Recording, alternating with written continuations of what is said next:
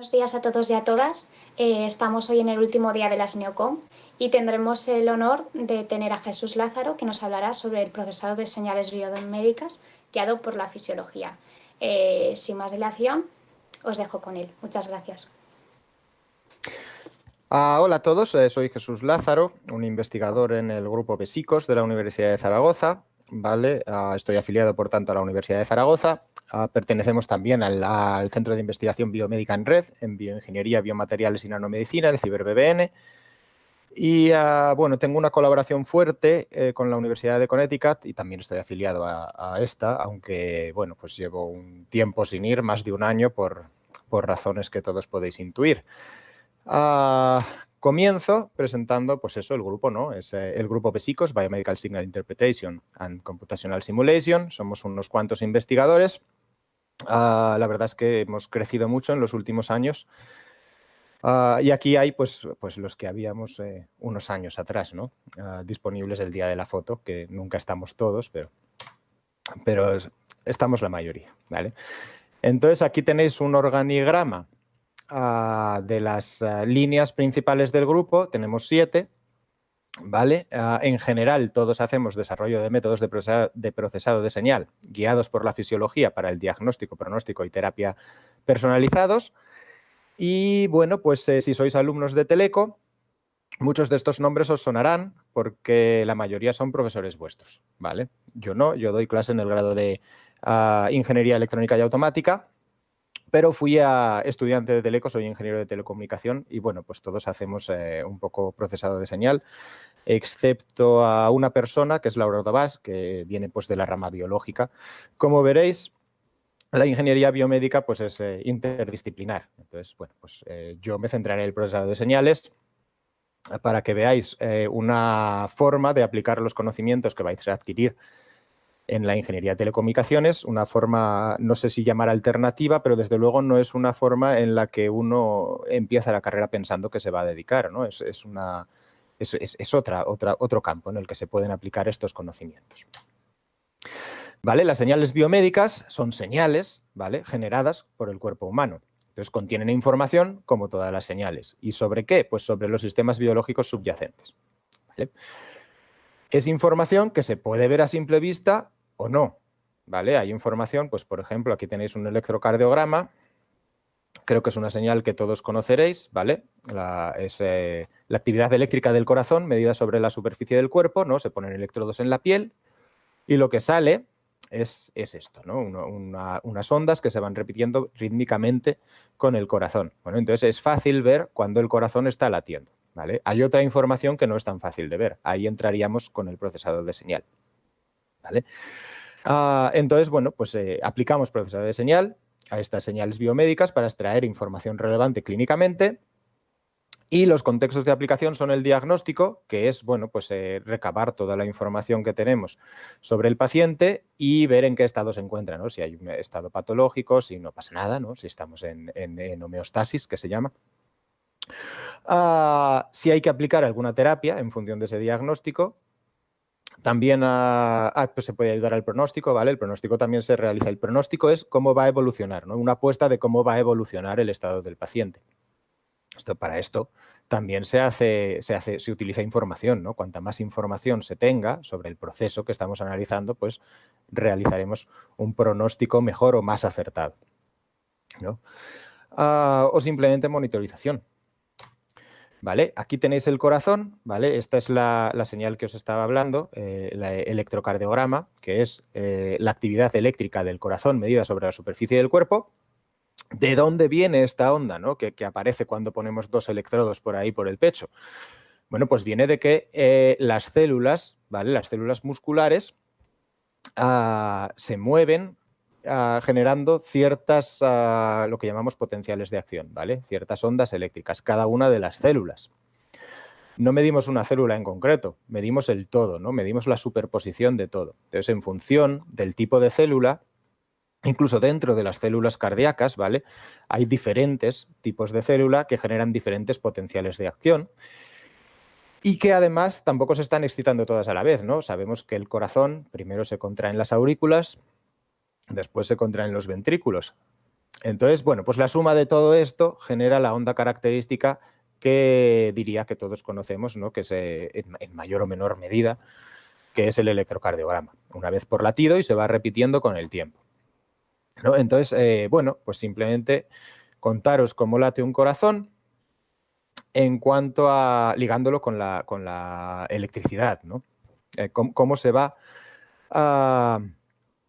transmitiendo el impulso. Bueno, pues el impulso en un corazón sano se genera en el nodo senoauricular, que es un puntito que está aquí, ¿vale? Inervado por el sistema nervioso autónomo, que es el que realmente es el que está marcando los latidos, ¿no? En un cuerpo sano, digamos. El latido se propaga por las aurículas, que se contraen, ¿vale? Pasando la sangre a los ventrículos. Se retrasa un poquito aquí, en otro nodo, ¿vale? Antes de empezar a contraer los ventrículos, se deja un tiempito para que la sangre pueda pasar. Y después se propaga rápidamente a través de los ventrículos para que se contraigan síncronamente, ¿no? Que todas las células, ¿vale? Se contraigan de una manera síncrona para que el bombeo sea eficiente, ¿vale? Para que se contraiga el todo bien. Eso, bueno, pues si vemos la onda del electrocardiograma con esto en la cabeza, podemos intuir qué está representando cada cosa, ¿no? La primera onda es esta de aquí, esta chiquitita, no sé si se ve muy bien, pero hay una onda chiquitita, se llama onda P y corresponde a la contracción de las aurículas. Es lo primero que pasa, ¿vale? Cuando se contraen las aurículas. Después, bueno, pues se contraen los ventrículos, que son más grandes, por eso generan, ¿no? La onda que observamos en la superficie es más grande, es más potente, ¿vale? Es este triángulo grande que veis aquí. Y después, ¿qué nos falta? Pues que se relajen los ventrículos, ¿vale? Pues se relajan más poquito a poquito, ¿no? Es una onda grande también, es una onda con energía, pero más lenta en el tiempo, ¿no? No es que los ventrículos se contraen muy rápido, se relajan despacito.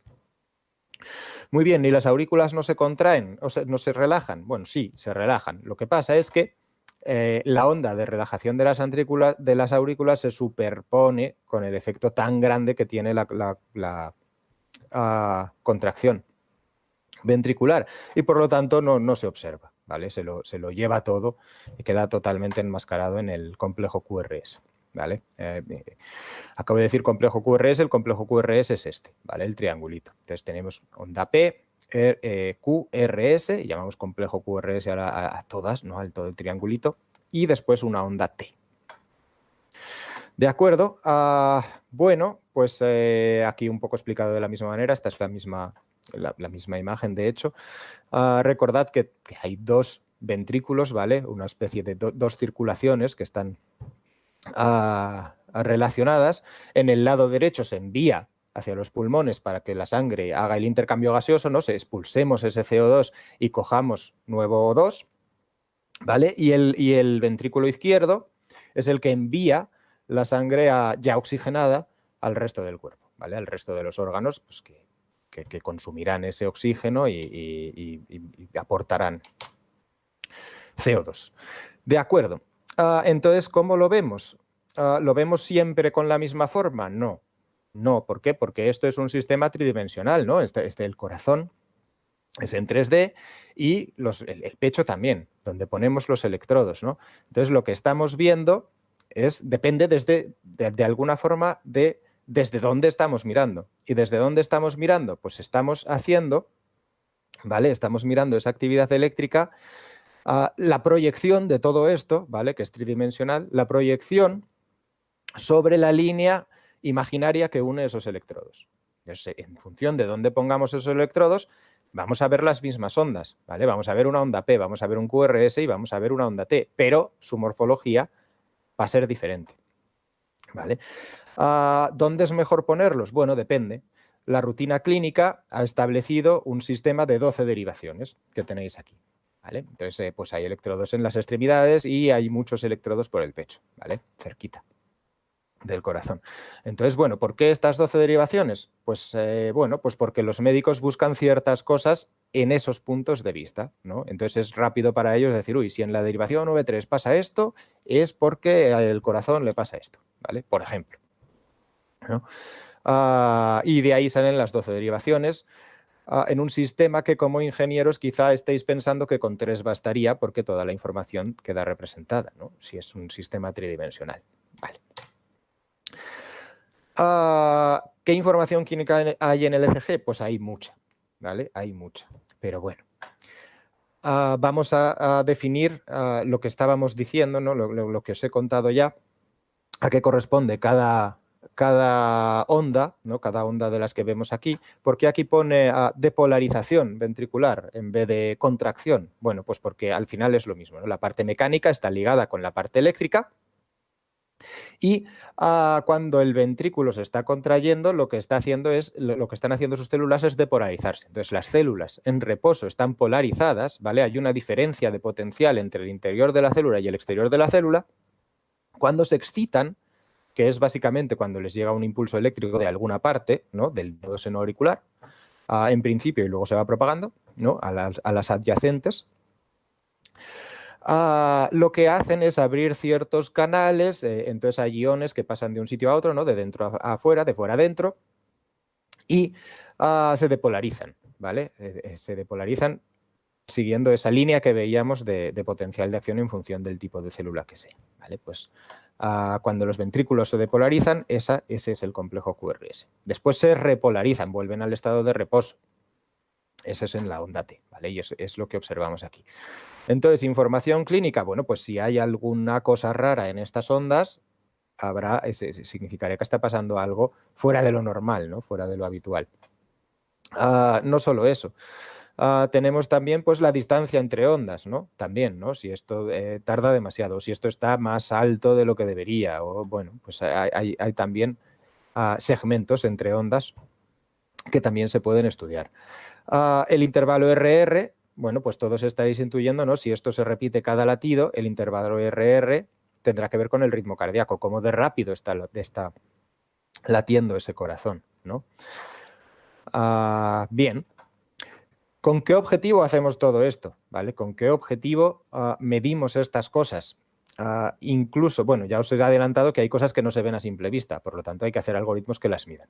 Hay otras que sí se pueden ver a simple vista, ¿no? Pues por ejemplo os decía, ¿cuánto mide este intervalo? Bueno, yo puedo decir de aquí a aquí. Sí, puedo hacerlo, pero si os pregunto a vosotros, a cada uno de vosotros, estoy bastante seguro de que no todos íbamos a marcar el mismo inicio y el mismo final. Hay cierta subjetividad, ¿vale? Los algoritmos también nos ayudan a eliminar esa subjetividad, ¿no? A medir siempre de la misma manera, ¿no? Si al final estamos midiendo cuánto mide este intervalo en, digamos, 80 latidos, ¿vale? Pues el algoritmo va a tener un criterio muy objetivo, siempre el mismo. Y nosotros, pues, depende de cómo nos pille, marcaremos un poco antes, un poco después, depende, pues eso, de nuestra subjetividad.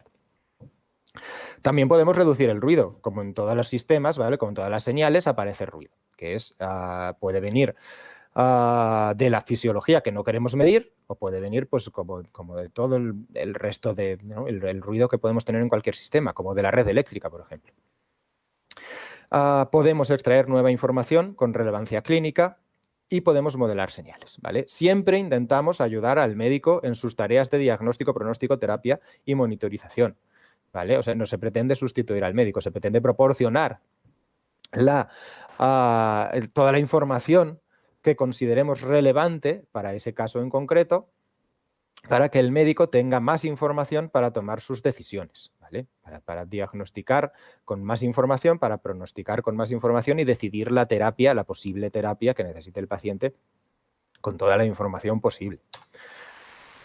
¿Qué dificultades nos encontramos? Bueno, pues como os decía, ¿no? Las señales biomédicas se originan en el interior del cuerpo, así que el contenido informativo se conoce solo parcialmente. La verdad, en otras palabras, la verdad, lo que está pasando de verdad, raramente está disponible, ¿vale?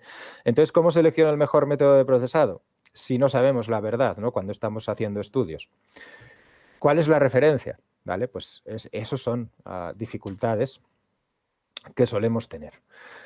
Como os decía, el ruido puede ser de origen externo, como el de la red eléctrica, artefactos de movimiento, ¿no? Pues si yo me muevo, eso afectará a mi señal ECG, por ejemplo, a mi electrocardiograma.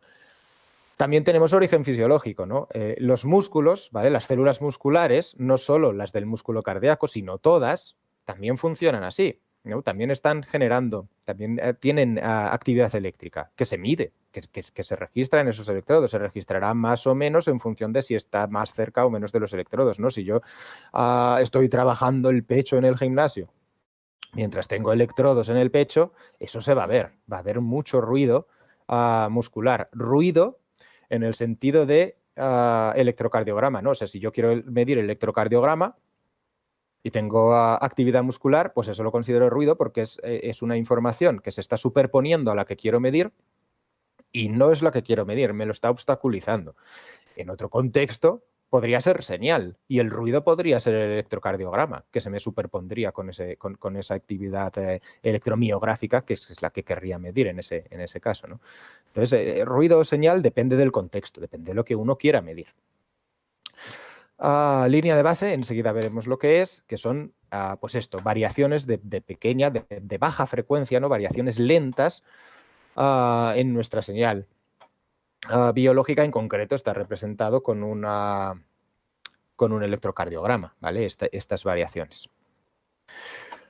Artefactos de movimiento, como decía, pues son mucho más puntuales y mucho más duros, ¿no? Como veis.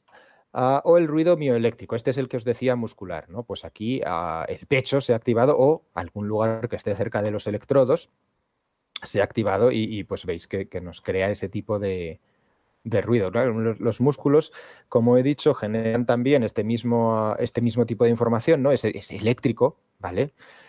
Pero no son rítmicos, como el corazón, ¿vale? Los músculos no están contraigo, como el corazón, una vez por segundo o cada cuanto sea, ¿no? Entonces se ve como más caótico, ¿vale? Esa actividad eléctrica de los miocitos. ¿Cómo se elimina el ruido? Bueno, pues depende. Cada tipo de ruido combatido con su algoritmo específico. Tendremos que desarrollar algoritmos que apliquen a cada situación porque las situaciones son diferentes, ¿no? Por ejemplo, bueno, pues si queremos, como os decía, ¿no? Si estoy intentando medir el electrocardiograma, a lo mejor un filtro paso bajo, ¿no? Me puede quitar parte de este ruido porque esté más alta frecuencia, ¿no? Es más rápido este ruido. Si lo que quiero medir es el EMG, ¿no? el electromiograma, pues a lo mejor el filtro tiene que ser paso alto, ¿vale? Para quitar el ECG, para quitar parte del ECG. ¿Vale? Por ejemplo, no sé. Veremos más ejemplos también a lo largo de hoy. Aquí tenéis un ejemplo de variaciones de la línea de base bastante grandes, ¿no? Si hacemos un zoom en esta parte, lo que vemos es esto, ¿vale? Ya podéis intuir, bueno, pues como decía, ¿no? Son variaciones más lentas, de más baja frecuencia. Quizá podamos aplicar un filtro paso alto para quitar estas variaciones y mantener la información del electrocardiograma, toda la que podamos, ¿no? Y sobre todo, la que nos interese para la aplicación en concreto. ¿Vale? Entonces, bueno, vamos a ver un ejemplo de un mal procesado que sería utilizar un filtro de fase no lineal. ¿Vale? Bueno, pues aquí tenéis la señal original, no tiene línea de base. Si yo aplico un filtro que me quite la línea de base a una señal de entrada que no tiene línea de base, lo que debería hacer es básicamente no hacer nada. Sin embargo, si aplico este filtro que no tiene fase lineal, pues vemos que sí que está haciendo algo y lo que está haciendo es esta distorsión, entre otras cosas, ¿vale? Esta distorsión, la onda T nos está cambiando de forma, ¿vale? Nos está cambiando de forma. Si quiero utilizar esa información, si en el contexto en el que estamos, en el contexto clínico o de aplicación en el que nos encontramos, esa información es importante, cuidado porque la estamos cambiando considerablemente. ¿Por qué? Bueno, pues porque es un filtro de fase no lineal. Los que estéis en cursos, pues no sé a partir de cuál, pero un poco más altos, ¿no? Sabréis que si aplico un filtro de fase no lineal, lo que estoy haciendo al final es aplicar diferentes retardos a diferentes componentes frecuenciales. Por lo tanto, estoy cambiando la morfología de la señal, la estoy distorsionando, ¿vale? Eso es lo que se ve aquí. Eso es lo que se ve aquí. ¿Qué podemos hacer? Bueno, pues filtrar con fase lineal. Necesitaríamos un orden superior, como sabréis, para tener pues, las mismas características del filtro, ¿no? Una pendiente abrupta o como sea, ¿no? Las especificaciones. Bueno, entonces, tiene ventajas e inconvenientes. Otra cosa que podemos hacer es aplicar el filtro de fase no lineal 2 veces, una hacia adelante y otra hacia detrás. Y así, bueno, pues el retardo que aplicamos en un sentido, luego lo volvemos a aplicar en el otro y al final más o menos todo queda como está, ¿vale? Primero lo retraso, luego lo adelanto en el mismo sentido. ¿Cuándo se puede hacer esto? Cuando tengo toda la señal. Entonces eso no se puede hacer en tiempo real. Necesito toda la señal para aplicar ese tipo de técnicas. Bueno, pues en función del contexto, como os decía, ¿no? En función del contexto se pueden pensar en unos algoritmos o se pueden pensar en otros. Otra posibilidad que tenemos, ¿vale? Estamos hablando de filtros, por supuesto, para quitar la línea de base, filtros paso alto, ¿vale? Porque la línea de base es una variación de baja frecuencia. Pero ¿cuál es la frecuencia de corte de ese filtro? ¿Cuál es la frecuencia de corte óptima? Bueno, pues también dependerá de la señal, ¿no? O sea, no solo de la línea de base, que sería el ruido, sino también de la señal. ¿Dónde está esa señal? En el espectro. ¿Vale? Pues esa señal en el espectro también depende del ritmo cardíaco, ¿no? Si el corazón está latiendo más deprisa, se nos va más arriba en frecuencia. Entonces se podría plantear un filtro variante en el tiempo, ¿vale? Puede ser lineal, pero no invariante, ¿vale? Que vaya variando su frecuencia de corte en función del ritmo cardíaco. Podremos llevar esa frecuencia de corte más arriba o más abajo en función de si el corazón está latiendo más rápido o más despacio, ¿vale? Esto se puede hacer. Otra posibilidad, pues podemos, ¿vale? ¿Os acordáis, ¿vale? Procesado de señal, recordad esto siempre, ¿no? Guiado por la fisiología, ¿vale? Entonces, si conocemos la fisiología del corazón, de cómo late el corazón, habíamos dicho que había un punto por ahí entre las aurículas y los ventrículos en el cual el impulso simplemente hacía como un delay, ¿no? Un retardo, se quedaba esperando un poquito. En ese punto, ¿cuál es la actividad del corazón? La actividad eléctrica. Pues debería ser nada, debería ser 0. ¿Vale? Entonces, si mido ese punto, si puedo detectar ese punto y veo que la tensión es 27, pues ese 27 es ruido, ¿vale? Ese 27 no viene del corazón, ¿eh? Entonces, podría ir latido a latido detectando ese punto, ¿no? Entonces, después interpolo eso, ¿no? Así en baja frecuencia, que sería esta línea que tenéis dibujada aquí, y se lo resto, ¿vale? Fuerzo que todos esos puntos estén a 0, ¿vale? Esa es otra forma de quitar la línea de base, ¿vale? Que equivale a un filtro variante en el tiempo, ¿vale? Problema de esto, o hándicap, por así decirlo, necesito una detección fiable de QRS, ¿vale? Necesito una detección fiable de esto, ¿no? Y luego me voy un poquito atrás para coger ese punto. Si esa detección está mal hecha, pues el resto está también mal hecho, ¿vale? Se nos traslada ese error. Vale, bueno, pues a modo de ejemplo, aquí tenéis un ejemplo real de una señal real, un ECG real aquí, ¿vale? En el A. Como hemos quitado con un filtro paso alto, invariante en el tiempo, que tenemos a la salida, bueno, pues tenemos algo mejorado, aún quedan por ahí algunos trocitos, ¿no? Esto es lo que sacaría el filtro variante en el tiempo, dependiente del ritmo cardíaco, y esto es lo que sacaría esa interpolación por splines cúbicos que acabamos de ver, ¿no? El detectar esos ceros en este segmento y forzarlos a 0. Bueno, pues viendo esto uno podría pensar que la mejor opción es esta. Bueno, pues como siempre, ¿no? La mejor opción depende de la aplicación en concreto. Esto está quitando información que esto no está quitando. Entonces, en función de lo que necesitemos, pues será mejor esto o será mejor esto, ¿vale? Normalmente los algoritmos no son los mejores en todos los sentidos. Siempre son mejores en uno de ellos, ¿vale? Y por eso existen, ¿no?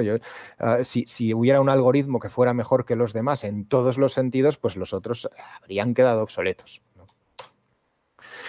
De acuerdo. ¿Qué más información podemos extraer del ECG? Pues podemos extraer información respiratoria. ¿Por qué? Pues por ejemplo en la línea de base, ¿no? Pues como decía, ¿no? A veces es ruido, según lo que quiero medir, a veces es señal. Si yo quiero aprovechar esa información respiratoria que hay en la línea de base, que aparece porque los electrodos se están moviendo, ¿vale? Porque en realidad los electrodos se mueven con respecto al corazón porque el propio pecho está subiendo y bajando con la respiración, ¿vale? Esa es una fuente, una de las fuentes de la línea de base, ¿no? Uno de los efectos que se ven ahí. También porque el propio hecho de que esté entrando aire, ¿no? Yo estoy midiendo en la superficie, estoy midiendo en la piel, ¿vale? El impulso tiene que llegar hasta el electrodo para que sea registrado. Si yo estoy llenando de aire los pulmones, ese camino va a cambiar de impedancia, ¿vale? No tiene la misma impedancia el pecho lleno de aire que el pecho sin aire. Entonces eso también se ve. Bueno, veremos un poquito más ahora cómo sale la respiración de este ECG, si nos da tiempo, que creo que sí. Podemos sacar también variabilidad de ritmo cardíaco. O sea, el ritmo cardíaco no es fijo, va variando, ¿vale? Y no me estoy refiriendo a que varíe en función de la situación, de la demanda que estemos haciendo al cuerpo, ¿no? O sea, si yo me pongo a subir escaleras o me pongo a correr, el ritmo cardíaco va a subir. No me estoy refiriendo a esa variación, ¿vale? Ese es el ritmo medio. Pero dentro del ritmo medio, si ahora os tomáis las pulsaciones, ¿no? ¿Cómo os tomáis las pulsaciones? Bueno, pues contáis el número de latidos en un determinado tiempo, pueden ser, pues no sé, 25 segundos, un minuto, no sé, y luego hacéis la cuenta, ¿no? Y decís, ¿cuántos latidos por minuto tengo? Y os sale 60, por ejemplo. Vale, pues 60. Pero vuestro corazón no está latiendo como un reloj a 60 latidos por minuto, ¿vale? Que serían 1 por segundo. No late cada segundo, ¿vale? Late a 60 latidos por minuto en media. Pero hay latidos que están más cerquita y latidos que están más lejos, ¿vale? A veces, ¿vale? Si haces la cuenta latido a latido, a veces sale 59, a veces sale 57, a veces sale 63, y luego en media 60, ¿vale? Entonces, esas pequeñas variaciones son las que conocemos como variabilidad de ritmo cardíaco y tienen que ver con el sistema nervioso autónomo, ¿vale? El sistema nervioso autónomo es un sistema que actúa, ¿vale? Es una parte del sistema nervioso que actúa sin que seamos conscientes de ello, ¿vale? Nosotros no decidimos cuándo late nuestro corazón.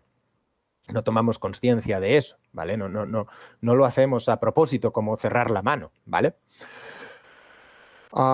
Tiene dos ramas, que son el sistema simpático, nervioso simpático, y el sistema nervioso parasimpático.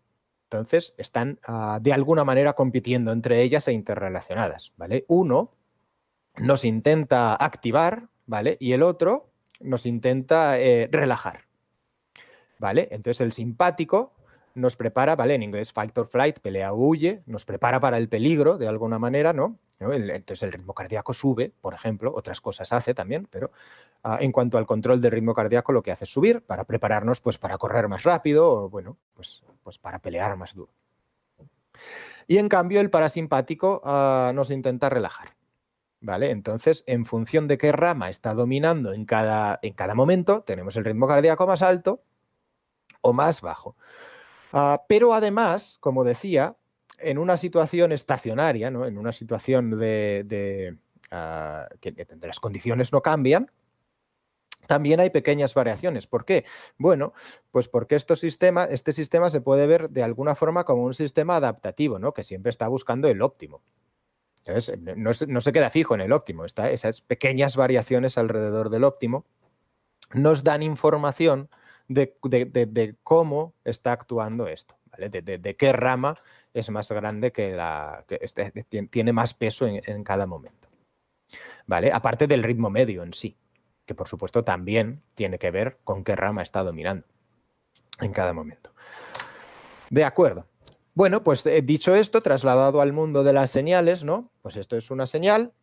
Aquí tenéis dos flechas que, creedme, son de la misma longitud, ¿vale? Entonces, como veis, aquí los latidos están más juntos que aquí, ¿vale? Entonces es lo que estoy diciendo, ¿no? Es lo que estaba diciendo. El corazón no late como un reloj al mismo ritmo todo el rato. Hay pequeñas variaciones, incluso en situaciones estacionarias, ¿vale? Si representamos el intervalo RR, ¿no? El intervalo RR, el tiempo que hay entre dos ondas R consecutivas, entre dos latidos consecutivos, pues obtenemos este tipo de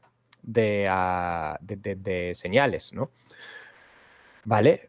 Sube, baja, sube, baja, sube, baja, ¿vale? A diferentes frecuencias que veremos que tienen que ver con diferentes ramas. Entonces, en este caso concreto, está dominando la rama parasimpática y lo que más se ve es la respiración. Aquí tenéis, ¿vale? Aquí tenéis el flujo de aire, ¿vale?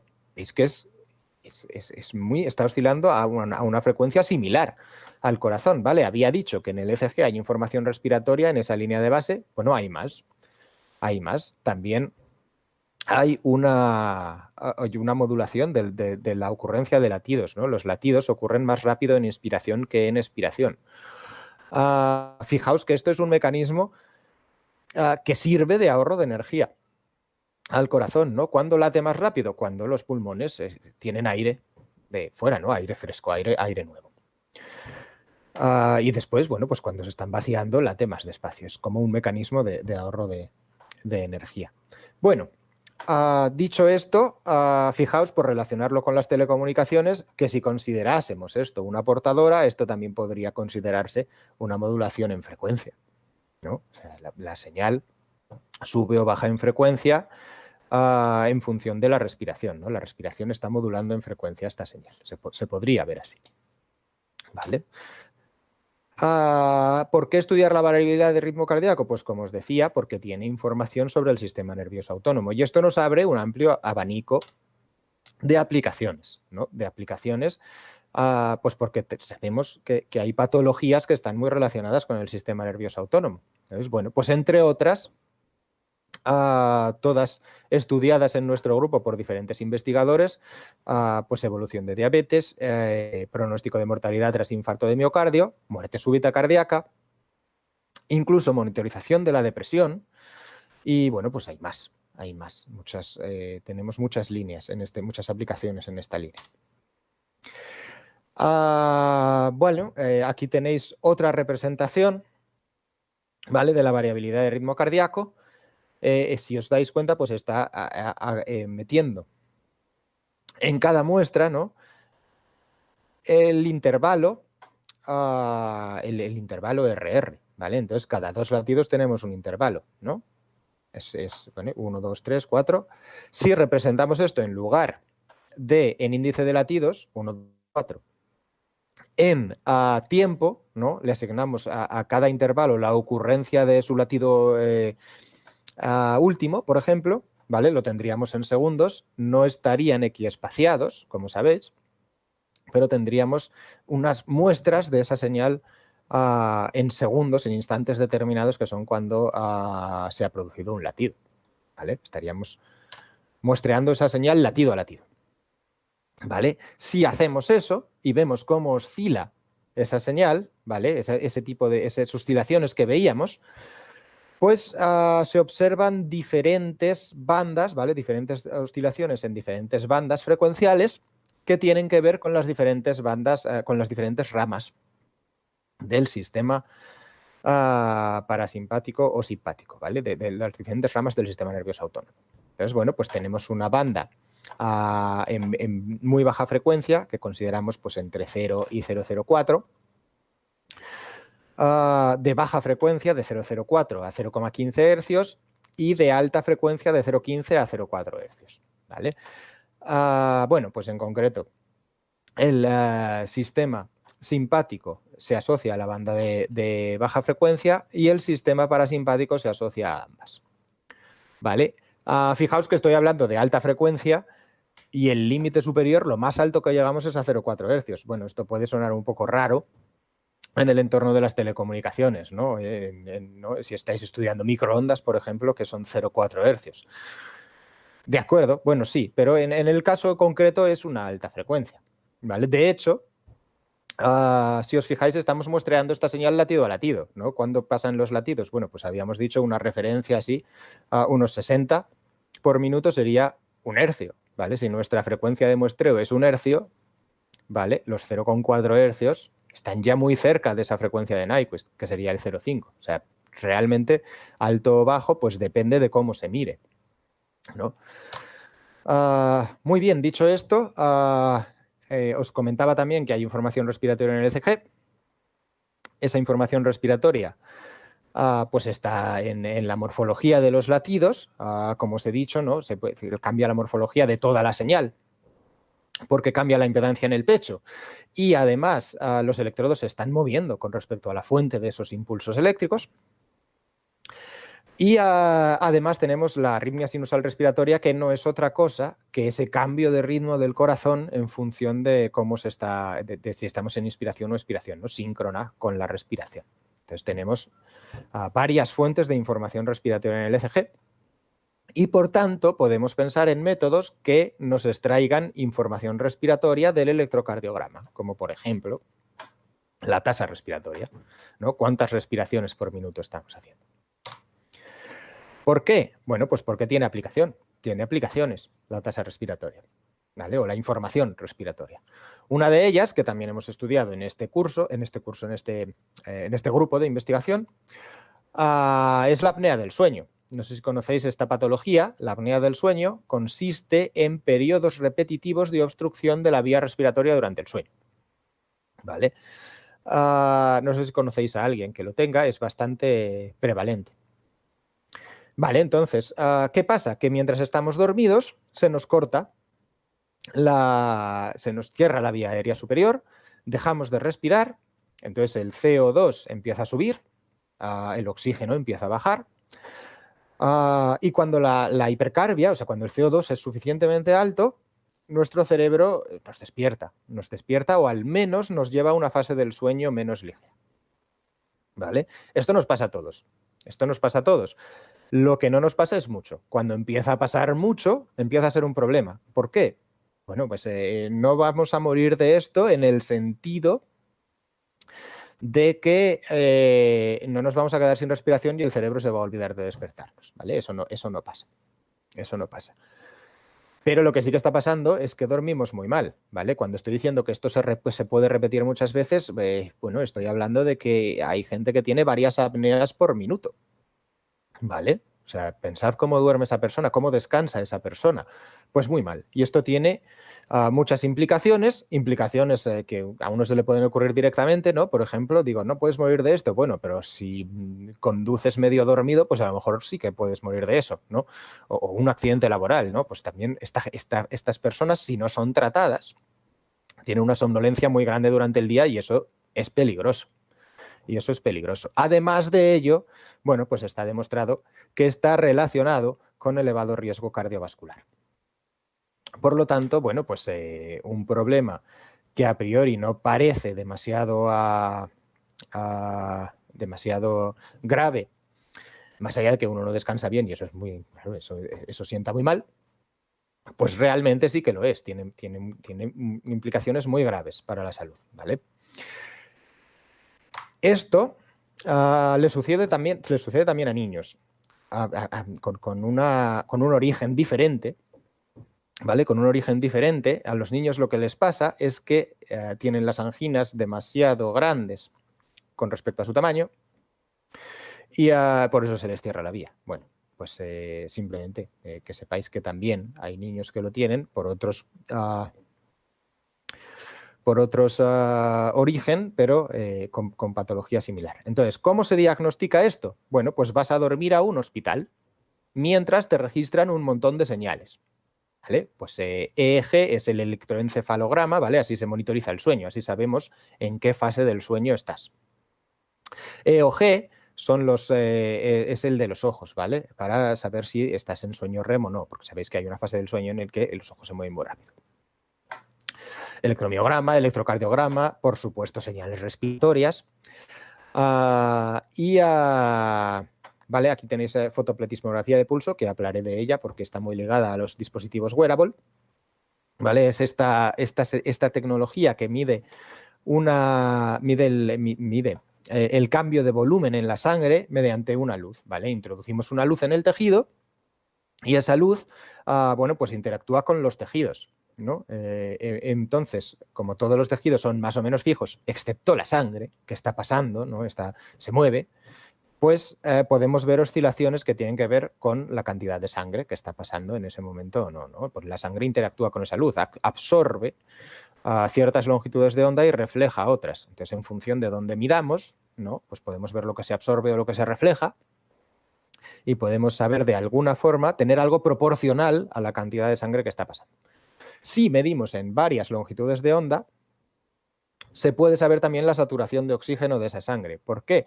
Pues porque la sangre oxigenada interacciona con la luz de diferente forma a la sangre sin oxigenar. Entonces, bueno, pues dos longitudes de onda, ya podemos plantear ecuaciones, dos ecuaciones, dos incógnitas, ¿vale? Y de alguna forma, bueno, pues hay algoritmos que te dan la saturación de oxígeno en sangre utilizando esta tecnología. ¿Por qué he puesto esta foto? Bueno, pues para que veáis la problemática de esto, ¿no? La problemática de esto, ¿no? Tú llevas a un niño o a una persona a dormir a un hospital y quieres estudiar cómo duerme. ¿Cómo duerme? Pues duerme mal. ¿Por qué? Porque no está en su cama, ¿vale? Estamos alterando el sistema, ya solo por eso. Pero es que además, si ponemos todos estos sensores, pues figúrate. No sé si imagináis lo que es ponerle a un niño todos estos sensores y decirle, venga, ahora a ver qué tal duermes. Bueno, pues estamos alterando mucho el sistema. Aún así, bueno, así se diagnostica y se diagnostica bien. Pero tiene este problema, de primeras, solo por el sistema. Además, esto es un procedimiento muy caro, que requiere una cama de hospital con tantos sensores durante una noche, con supervisión de profesionales. Entonces, bueno, pues podríamos hacer algo por mejorar este sistema. Hay muchas alternativas en la bibliografía, mucha investigación en este sentido y, bueno, pues nosotros hemos hecho parte de ella. En concreto nos centramos hemos trabajado mucho con la señal fotopetismográfica de pulso en este sentido, que es aquella señal óptica de la que os hablaba, ¿vale? Se introduce una luz en el tejido, en este caso se está introduciendo en el dedo, aunque una de las ventajas de esta tecnología es que se puede aplicar en muchos sitios, ¿vale? Tendrás mejor o peor señal, eso también es verdad, ¿no? En el dedo, pues tenemos muchos capilares, pero alguna señal habrá, ¿vale? Alguna señal habrá. Entonces, bueno, pues para que veáis diferentes tipos de morfologías de esos pulsos, ¿no? Ya podéis intuir que si la sangre llega rítmicamente, bueno, pues tendrá que ver con el bombeo del corazón, ¿vale? Con el bombeo del corazón. No es exactamente cuando llega la sangre del corazón al dedo, no es eso, pero sí es cuando llega esa onda, ¿vale? Esa onda de presión que crea el corazón, ¿no? La onda de pulso. Aquí tenéis, ¿vale? Diferentes sujetos, dos sujetos diferentes en columnas y diferentes lugares. Entonces, pues, bueno, esto es una oreja, esto es un dedo de la mano, esto es un dedo del pie. Así, bueno, pues podéis ver que en diferentes lugares se puede medir la señal PPG. Simplemente tenemos diferentes morfologías, pero bueno, tenemos pulsos y podemos hacer cosas con ellos, podemos estudiar cierta información de ellos. Fijaos también que estas señales, ¿vale? Es que estas señales que consisten en introducir luz y registrar cómo interacciona con el tejido, bien transmisión o bien reflexión, se pueden medir con un teléfono móvil. Quizás hayáis visto aplicaciones en el market, en Google Play, que os miden el ritmo cardíaco poniendo el dedo en la cámara. ¿Vale? ¿Esto funciona? No lo sé. Sé que puede funcionar. No sé ya cómo está hecha cada aplicación, ¿vale? Cómo de bien está hecha cada aplicación. Pero sí se puede hacer. Se puede hacer, ¿por qué? Porque tenemos un flash, ¿vale? Que nos está introduciendo una luz y tenemos una cámara que puede registrar luz. ¿Vale? Entonces, si alguna vez habéis intentado grabar un vídeo de vuestro dedo o habéis puesto el típico dedo en la foto, ¿no? Veréis que no es negro, no es negro, es más o menos rojo, ¿vale? Es más o menos rojo. Y no siempre es igual de rojo, ¿vale? Eso a lo mejor a simple vista no se ve, pero si cogéis el valor de esos píxeles y promediáis, sí que veréis que los tonos van cambiando, ¿vale? Que el RGB que registra la cámara, esa R y esa G, incluso esa B, van oscilando, ¿vale? No son siempre los mismos. Y si lo representáis a lo largo del tiempo, veréis una señal como esta, veréis una señal PPG, ¿vale? De la cual se puede extraer ritmo cardíaco, se puede extraer su variabilidad, también, con ciertos matices, pero se puede extraer. Y también se puede extraer su tasa respiratoria, ¿vale? Estos son cosas, hay algoritmos en la literatura para hacer este tipo de cosas, ¿vale? Esto existe.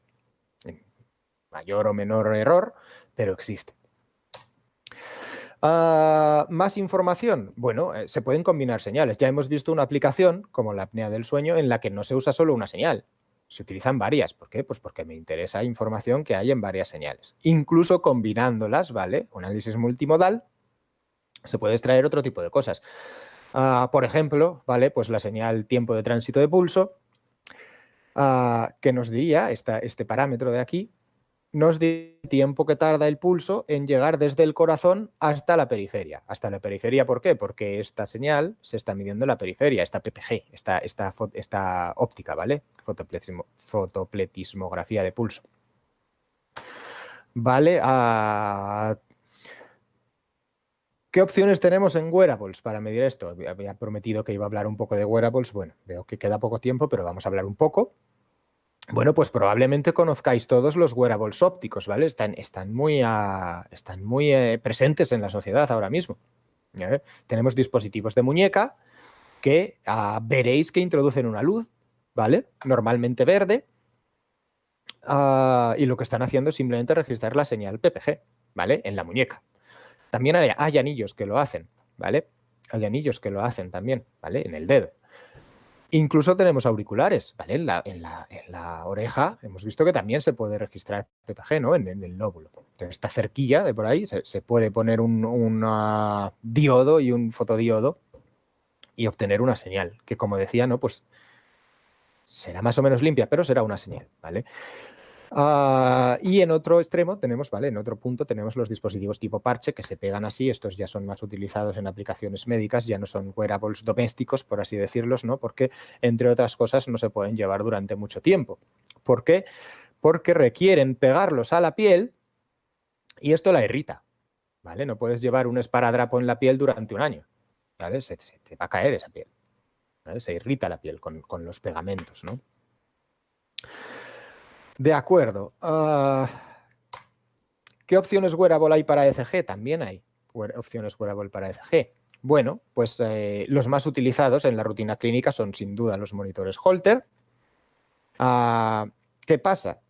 Pues pasa a veces que mirando un electrocardiograma, ¿vale? Estás mirando lo que está pasando en el corazón, pero lo estás mirando en ese determinado instante de tiempo y hay patologías que no ocurren durante todo el tiempo, ¿no? Estoy pensando pues, en algún tipo de arritmias como la fibrilación auricular, que no sé si sabéis lo que es, pero bueno, es cuando las aurículas, en vez de estar contrayéndose al ritmo que marca el nodo senoauricular, pues están generando, por lo que sea, activaciones en distintos puntos de la aurícula y entonces aquello no se está contrayendo, ¿no? Está simplemente, hay montones de focos del impulso eléctrico.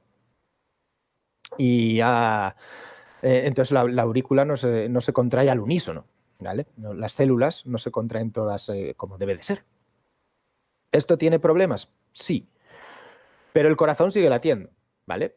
El ventrículo va a seguir latiendo normal y entonces es muy posible que el paciente no note nada, ¿vale? Hay mucha gente que tiene esto y no lo sabe. Además, esto puede pasar durante todo el rato o puede no pasar durante todo el rato. Puedes tener episodios, ¿vale? Episodios, ¿vale? Entonces, bueno, tiene implicaciones, ¿vale? Es importante detectarlo. Pues estoy diciendo, va, el latido, el corazón late igual, la sangre llega igual, el paciente no se entera. Bueno, no se entera, pero esa cosa, ¿no? Ese efecto de la aurícula que no se está contrayendo eficientemente, de forma eficiente, puede hacer que se acumule sangre en las aurículas, ¿vale? Que haya alguna sangre por ahí que no llegue a pasar al ventrículo en todo el rato, ¿no? Esa sangre puede coagular y puede llegar a salir coagulada, ¿vale? Y si sale coagulada hacia el sitio equivocado, que sería el cerebro, ¿vale? Nos puede hacer un ictus, ¿vale? Entonces es grave, ¿vale? Hay que detectarlo. ¿Y corregirlo? Si se puede, sí. ¿Vale? Si se puede, sí. Si no se puede, pues hay otro tratamiento que es dar anticoagulantes y así pues nos aseguramos de que por lo menos no, ¿vale? Reducir el riesgo de ictus. Bueno, qué casualidad, ¿no? Qué casualidad que justo se forme un coágulo, justo salga hacia el cerebro y todo esto. Sí, sí, pero es una casualidad que pasa, ¿ya? Es una casualidad que pasa todos los días en alguna parte del mundo, ¿ya? Entonces, bueno, pues es importante detectarlo. Pues para cosas como esa existen los monitores Holter, ¿vale? Pues se lo pones al paciente y lo lleva durante todo un día, ¿vale? O durante 2 días o durante el tiempo que sea, pero no puede ser más de varios días. ¿Por qué? Pues por lo que comentaba, ¿no? Aquí tenemos electrodos que están pegados. Y no solo están pegados, ¿vale? Con ese pegamento, sino que además llevan un hidrogel que sirve para adaptar la impedancia del electrodo a la de la piel, ¿vale? Y entonces tenemos una señal muy buena, ¿vale? Adaptada en impedancias. Pero, pues tanto ese hidrogel como ese pegamento también nos están irritando la piel. Por lo tanto, no podemos llevar estos electrodos durante un año, ¿vale? Entonces tiene ciertas limitaciones. Lo mismo que un dispositivo tipo parche. También hay dispositivos tipo parche, ¿vale? Simplemente pues sería como un holter hecho muy chiquitito.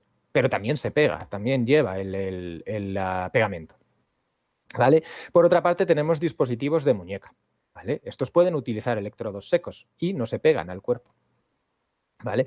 Aunque, bueno, pues tenemos que cerrar el loop eléctrico de alguna forma. Lo que hacen estos dispositivos de muñeca, no sé si los conocéis, si conocéis alguno, es decirte que cuando quieras medir el electrocardiograma pongas el otro dedo, ¿vale? En algún punto del dispositivo que es un electrodo. Esto quiere decir que no se está midiendo el ECG de forma continua. Lo mides cuando quieres, ¿vale? Cuando quiere el usuario, pero no de forma continua. No vas todo el rato con el dedo puesto en el dispositivo, no se puede pensar en algo así. Vale, entonces, pensando en estos problemas y pensando que hay aplicaciones que requerirían una monitorización de muy larga duración, como por ejemplo en enfermos crónicos, ¿vale? Que están siempre enfermos, ¿vale? No están enfermos durante un mes, están enfermos durante toda su vida.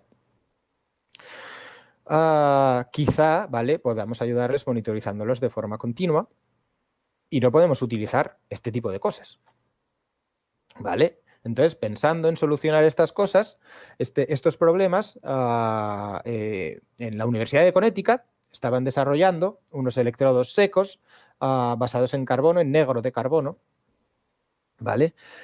Que no irritan la piel, son secos y que funcionan debajo del agua. Bueno, si los ponemos en un brazalete, ¿vale? Algo que esté, pues como el reloj, ¿no? Algo que de por sí esté fijo al brazo sin necesidad de pegamento, pues ya tendríamos un wearable, ¿vale? Un dispositivo que se puede llevar durante el tiempo que sea necesario, ¿vale? No llevan hidrogel los electrodos, esto hace que estén peor adaptados, ¿vale? Tendremos peor señal, ¿eh? Aunque estos electrodos en concreto, ¿vale? El desarrollo de estos electrodos se fijó mucho en esa adaptación de impedancias y se hizo pues lo mejor que se pudo, ¿no? Que siempre es peor que utilizar hidrogel, pero dentro de que son electrodos secos tienen una adaptación de impedancias muy buena. ¿Vale? Por otra parte, nosotros teníamos métodos para estimar, entre otras cosas, ¿vale? Éramos expertos en extraer información respiratoria a partir del ECG. Entonces pedimos un proyecto en colaboración con la Universidad de Connecticut y la Universidad de Zaragoza, que como os digo, pues todavía tenemos una relación fuerte, que se basaba, bueno, en ir allí 2 años a desarrollar el brazalete, ¿vale? Ellos ya tenían un prototipo muy desarrollado, pero bueno, pues a desarrollarlo juntos para que en concreto esa información respiratoria estuviera, ¿no? Y estuviera, ¿vale? Pues por ejemplo, no estar filtrando demasiado esa línea de base, ¿no? Y ya no la podemos coger o algo así, ¿vale?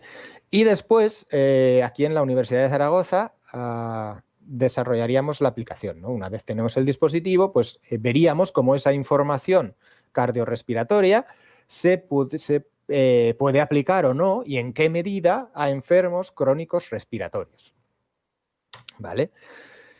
Entonces de ahí salió el proyecto WCARMON, ¿vale? Wearable Cardiorespiratory Monitor. Bien, ¿para qué serviría? Bueno, pues muchas aplicaciones, como por ejemplo detectar a periodic breathing, respiración periódica, que es un patrón en la respiración que resulta en una mortalidad elevada en pacientes de insuficiencia cardíaca, ¿vale? Por lo tanto, sería útil monitorizar a esos pacientes con insuficiencia cardíaca y ver si tienen este patrón, ¿no? en algún momento del día o en momentos, ¿vale? Porque es información de relevancia clínica. Como también lo es la respiración Cheyne-Stokes, que es un poco lo mismo pero más exagerado, ¿vale? Periodos es parecido a la apnea, ¿no? De respiro, no respiro. También en otro extremo, ¿no? Sin pensar en patologías, tiene aplicaciones como estimador del umbral anaeróbico. ¿Por qué? Pues porque hay algoritmos en la literatura que pueden estimar el umbral anaeróbico con mayor o menor error, como todo, utilizando ritmo cardíaco o información respiratoria.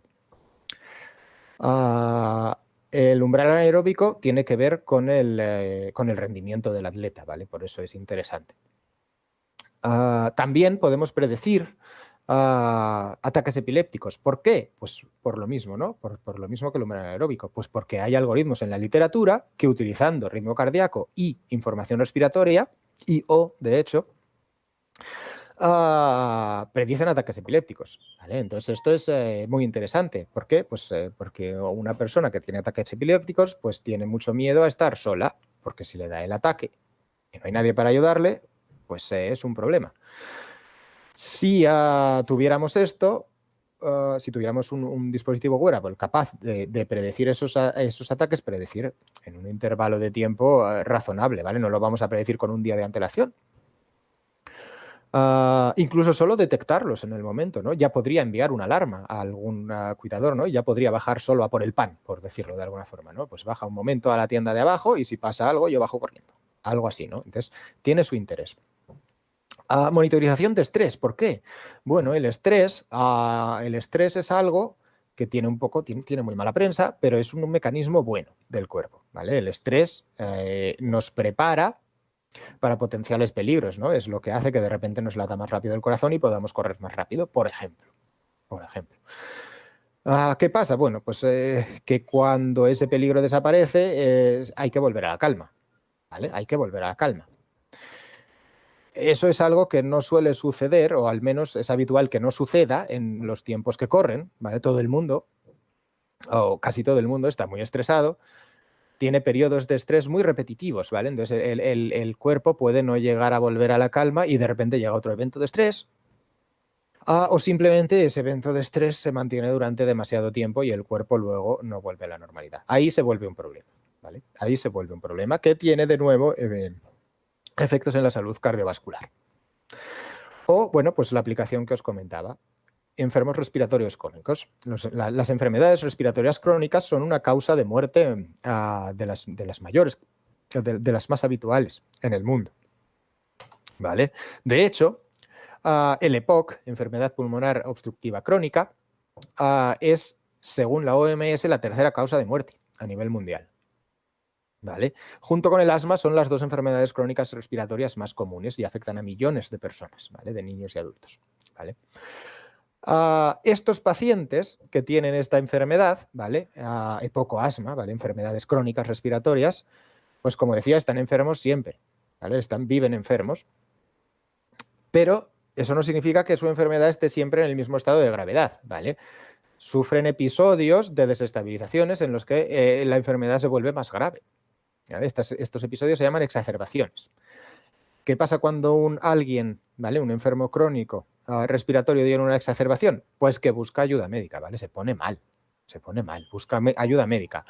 Cuando llega al hospital, pues normalmente llegan un poquito tarde, ¿vale? Y requiere hospitalización, ¿vale? Muy, muy frecuente. Es muy frecuente que requieran hospitalización. Y estas desestabilizaciones, como os podéis imaginar, pues son una de las principales causas de muerte entre este tipo de pacientes, ¿vale? ¿De qué acaba muriendo un paciente de EPOC? Pues muy habitualmente de una exacerbación del EPOC, ¿vale? De esa misma enfermedad. ¿Qué hay de interesante aquí? ¿O qué hay qué podemos aportar? ¿Vale? Este es el problema. ¿Qué podemos aportar? Bueno, pues podemos detectar esa situación lo antes posible. ¿Por qué? Porque el pronóstico, que si recordáis, es cómo va a evolucionar el paciente, la apuesta por la que hacemos sobre cómo evolucionará el paciente. El pronóstico de estos pacientes con exacerbación del EPOC depende casi en su totalidad de detectar rápido que están en exacerbación. ¿Vale? No solo de saberlo, sino también de tratarlos, por supuesto, pero para tratarlos primero hay que detectarlo. Entonces, si los estamos monitorizando de forma continua, pues quizá podamos detectarlo lo antes posible, ¿no? Incluso quizá incluso podamos pensar en predecirlo minutos antes, horas antes. No lo sabemos. Bueno, pues nuestra propuesta fue el brazalete wearable, ¿no? Como os he dicho, con electrodos de negro de carbón que no irritan la piel. De ahí conseguimos la señal electrocardiograma y de ese electrocardiograma sacaríamos respiración, ¿vale? Información respiratoria. El brazalete, bueno, lo tengo aquí, pero en la situación en la que estamos seguramente lo veréis mejor en la foto, ¿vale? Simplemente veo que ya estamos en la hora. Bueno, pues voy a ir un poquito rápido explicando lo que es.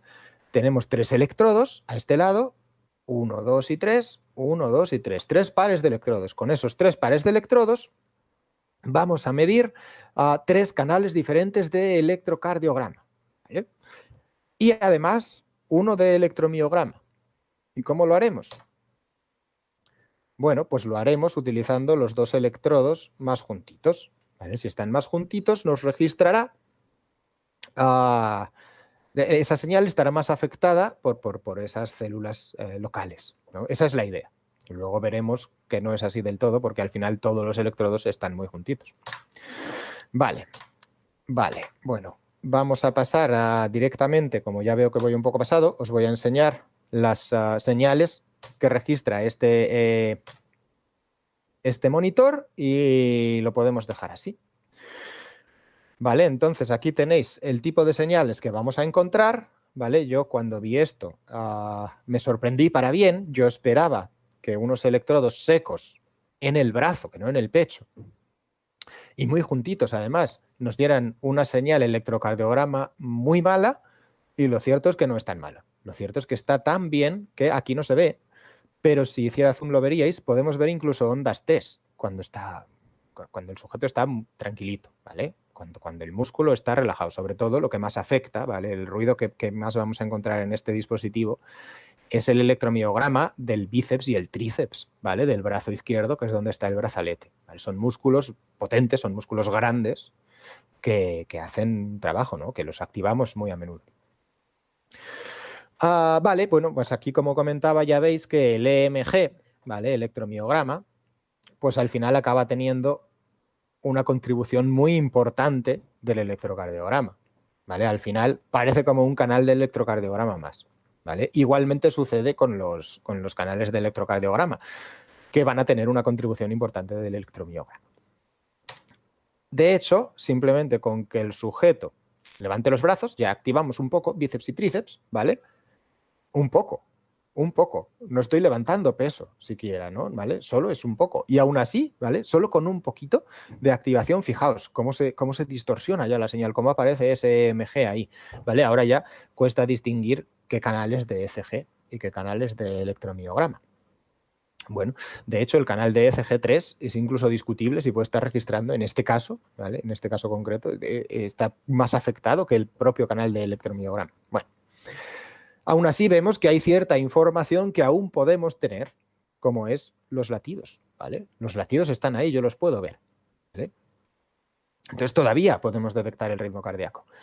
Bueno, pues el primer estudio que hicimos con el brazalete es un estudio de cobertura, que se llama. Un estudio de cobertura es, vale, yo tengo esto, tengo que el brazalete funciona a veces y a veces no, como es esperable de todos los dispositivos, ¿vale? Pero ¿cuántas veces funciona? ¿Y cuántas veces no? Si yo quiero medir a gente durante su vida diaria, vamos a estar más veces así o vamos a estar más veces de la otra manera. ¿Cuántos datos puedo sacar de aquí, ¿no? ¿Durante cuánto tiempo puedo sacar datos? Eso depende del dato, ¿vale? Lo más fácil, ¿vale? O lo más sencillo de sacar de un electrocardiograma es el ritmo cardíaco. Hicimos un estudio de cobertura en cuanto a ritmo cardíaco. ¿Durante cuánto tiempo puedo tener un ritmo cardíaco fiable? ¿Vale? En vía diaria. Entonces pusimos el brazalete a unas cuantas personas, estudiantes de Universidad de Connecticut, estudiantes que son activos, ¿vale? Que son, bueno, los estudiantes normalmente sois más activos que las personas con EPOC, que son, pues pensad en gente de la tercera edad que no se mueve tanto como un estudiante. Entonces, bueno, eso nos beneficiaría en el caso del EPOC. De acuerdo. ¿Qué obtuvimos? Pues obtuvimos que durante un 75% del tiempo del día, más o menos, podíamos tener un ritmo cardíaco bueno. ¿Cómo sabemos que es bueno? Porque además pusimos un Holter, ¿vale? Un Holter comercial con sus electrodos húmedos, con su hidrogel, que nos da una señal muy buena, ¿vale? Entonces comparamos con ese ritmo cardíaco, tomamos eso como referencia. Y vimos que durante un 75% del tiempo durante el día coincidía, y durante la noche durante un 98 y pico, casi 99, ¿vale? Durante la noche, cuando el sujeto está durmiendo, que en principio no se está moviendo, pues la señal mejora bastante. Dicho esto, bueno, también es interesante detectar automáticamente cuando eso está pasando, ¿no? O sea, podemos tener el 75% de los datos buenos para sacar el ritmo cardíaco, pero estaría bien saber cuándo es, sin referencia, ¿vale? Entonces, para eso hicimos un clasificador o un detector de artefactos, ¿vale? Entonces, detectábamos cuándo la señal estaba limpia y cuándo no. El detector se realizó de una manera que fuera muy estricta en cuanto a quiero datos limpios, ¿vale? Quiero datos limpios en el sentido de no me digas que tengo un dato limpio si no lo tengo. Sobre todo, haz eso, ¿vale? Eso implica que en el ajuste de este detector se descarten muchos datos que serían buenos, ¿vale? Con esa seguridad, ¿no? Para no meter nunca o intentar que no pase casi nunca meter ese dato malo, pues los datos buenos, ¿vale? Que están ahí que dices, uy, no sé si puedo o no, se desechan, cuando en realidad hubieran funcionado, ¿vale? Entonces, en este detector automático, ¿vale? Funcionó muy bien en cuanto a esto, en cuanto a meter datos buenos solo, nos quedamos ya en el 50%. Entonces hay un 25% de datos que eran buenos, que se tiraron. Por la noche no, por la noche, bueno, pues era más fácil, bajamos solo al 95%, perdimos un 3% de datos. Bueno, pues simplemente así resultados a grosso modo, y con esto voy a terminar, ¿vale? Si alguien tiene alguna pregunta o algo para discutir, estaré encantado de discutir con vosotros. Pues muchas gracias, Jesús. Tenemos alguna pregunta en el chat que me he esperado hacértelas porque eran así un poco de carácter más general. Nos preguntan que qué rama de Teleco recomiendas estudiar para dedicarnos a esto. Si hay un máster de biomedicina, que ¿cómo lo ves? Bueno, pues ese máster de biomedicina es exactamente lo que estudié yo, así que pues os podéis imaginar que lo veo bien.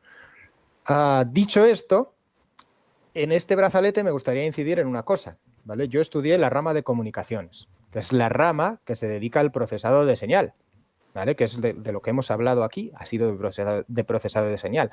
Pero si tenéis una visión un poco más global del proyecto, veréis que no es la única, ¿vale? Aquí hay electrónica, ¿vale? Hay alguien que ha hecho ese brazalete y no soy yo. Yo soy experto en procesado de señal, pero hay otra persona que hizo el brazalete, que hizo la electrónica del brazalete, y esto lleva cosas, llevas pues su control automático de ganancia, lleva sus etapas, ¿no? Lleva sus cosas, ¿no? También se tuvo que programar esto, ¿no? Para programar el propio brazalete, para que lo que registra en los electrodos lo guarde en una tarjeta SD, lo envíe por Bluetooth, o sea, hay otras cosas que se hacen. Incluso, ¿vale? Hay la gran ventaja de este brazalete, en mi opinión, es el propio electrodo, ¿vale? Eso es gente de materiales que trabajó en esos electrodos y que gracias a ellos hemos podido tirar todo esto para adelante. ¿Con esto qué quiero decir? Bueno, pues si queréis trabajar exactamente en lo que estoy trabajando yo, sin duda comunicaciones y máster de ingeniería biomédica, que además vuelve a tener una especialidad en TIC. Pero podéis acabar trabajando en wearables en otro sentido también, ¿vale? Entonces esto ya depende de lo que cada uno quiera hacer. Vale, pues muchas ¿Bien? gracias. Voy a hacerte la siguiente pregunta, que preguntan que qué tipo de aplicaciones recomiendas al usuario si quiere tener cierto control con las pulseras de mano de su salud. Y además, si hay alguna de estas aplicaciones que te puede avisar como consumidor de que necesitas un reconocimiento médico. Mi respuesta sería no. Mi respuesta rápida sería no. Aunque a nivel comercial diría que sí. ¿Vale? Hay dispositivos como por ejemplo el Apple Watch que detectan fibrilación auricular, ¿vale? O dicen que lo hacen y seguramente lo harán con cierto sentido porque además, estuve escuchando en un congreso a la persona que se dedicó a hacer ese algoritmo y era una persona que sabía del tema, no es un engaño. No es un engaño, pero tiene su error. Y os puedo decir que el cardiólogo con el que colaboramos en este mismo proyecto del brazalete, allí en Connecticut, está recibiendo desde que salió este Apple Watch, que no tiene tan, bueno, ahora ya tiene unos años, pero cuando yo estaba allí era reciente, empezó a recibir montones de visitas de sus pacientes diciendo, oye, es que esto me dice que tengo fibrilación auricular. Y la inmensa mayoría de ellos no tenían. ¿Vale? Entonces, siempre con un poco de talento, ¿no? Interpretar esta información. Todavía no hemos llegado a eso. Yo creo que llegaremos y, bueno, trabajamos para ello. Pero, bueno, igual tampoco tiene sentido mirar a toda la población, ¿no? O sea, sin ningún tipo de historia clínica, ¿no? Un screening universal, que se llama eso. O quizá alguien tiene que presentar algún tipo de síntoma para poder fiarse de algo así. Y, por supuesto, siempre como prueba prediagnóstica, digamos, ¿no? O sea, siempre acudir a un médico que te haga la prueba buena y supervisada, ¿vale? Para tomar las decisiones. Entonces, no conozco más dispositivos que ese, que haga esto. Sí que conozco un montón de dispositivos que miden estrés, ¿vale? Que te dicen más o menos cómo de estresado estás, basados en variabilidad de ritmo cardíaco, supuestamente, ¿vale? Nunca se sabe. Estos dispositivos comerciales son bastante herméticos, no te dicen lo que hacen. Por secretos comerciales, ¿vale? Obvios. Pero, bueno, pues funcionarán con cierto tipo de error. No pueden funcionar demasiado bien, eso lo sé. Pero, bueno, tampoco se están inventando lo que te dicen. Está basado en algo que tiene cierto sentido, ¿no? Con ese análisis del sistema nervioso autónomo. Dicho esto, no puedo recomendar un wearable específico de cómo. Vale, y voy a por la última pregunta, que dan las gracias por la charla en primer lugar, que les ha gustado. ¿Y qué opinas de proyectos como Neuralink, que pretenden integrar más a fondo la tecnología en el ser humano? No conozco Neuralink. Creo que fue una de las charlas anteriores, pero tenía clase y no pude estar. Entonces, no sé muy bien cómo contestar a eso, pero vamos, integrar tecnología en el ser humano, al final es un poco también lo que hacemos nosotros, ¿no? O sea, a mí me parece bien. O sea, es algo que veo con buenos ojos. No sé si la pregunta va por ahí, pero a todo lo que ayude, ¿no? a mejorar la salud de las personas, incluso no su salud, sino su experiencia, por así decirlo, ¿no? Su calidad de vida. ¿Vale? Uno, pues, por ejemplo, con esto del EPOC, ¿no? Uno puede tener EPOC y vivir mejor o vivir peor. Si podemos ayudar a que eso sea mejor, yo lo veo perfecto. Vale, pues en principio ya está. No sé si quieres añadir algo más. No por mi parte. Muchas gracias a vosotros por la invitación y por la asistencia y por la atención. Gracias a ti. Bueno, pues me procedo a despedir las jornadas. Muchas gracias a todos los que habéis asistido. Quiero dar gracias especialmente a Miguel, que está detrás de las cámaras y está con todo el equipo técnico y los directos. Y dicho esto, voy a dar paso a él que diga unas palabras. Muchas gracias. Bueno, muchas gracias María y muchas gracias también a Jesús por la charla, la verdad es que ha sido espectacular. Y nada, y a mí me gustaría sobre todo dar las gracias al Colegio de Ingenieros y a la Asociación de Ingenieros que bueno, llevan ayudando y apoyando a la Asociación de Alumnos de Teleco pues prácticamente desde el principio, también a Integra por patrocinar estas jornadas. Bueno, lo comentamos ayer, no habría sido posible sin su apoyo. Y también un agradecimiento especial a Víctor Mateo, a Nuria Peña, a Patricia Chueca, a Raúl Logroño, a María Perolet, a Adrián Camacho y a Santiago Lázaro por haber sido la cara visible de estas jornadas, que bueno, os habéis puesto delante de la cámara y habéis presentado todas las charlas, así que nada, muchísimas gracias a todos, también a todos los compañeros de la ATUD que os habéis volcado también en estas jornadas, y a todos los oyentes y que nos habéis seguido siguiendo. Todas las charlas las tenéis todas, como siempre, en el canal de YouTube, las podéis volver a ver. Y bueno, a los que hayáis hecho los resúmenes, el medio crédito lo podréis solicitar a final de curso, que bueno, estos trámites llevan su tiempillo. Así que nada, muchísimas gracias a todos por vernos un día más, una jornada más, y nos vemos el año que viene. Bueno, el año que viene y con otras cositas que se vienen, como dice un amigo mío, que bueno, va a ser bastante interesante. Así que nada, un abrazo a todos y hasta luego.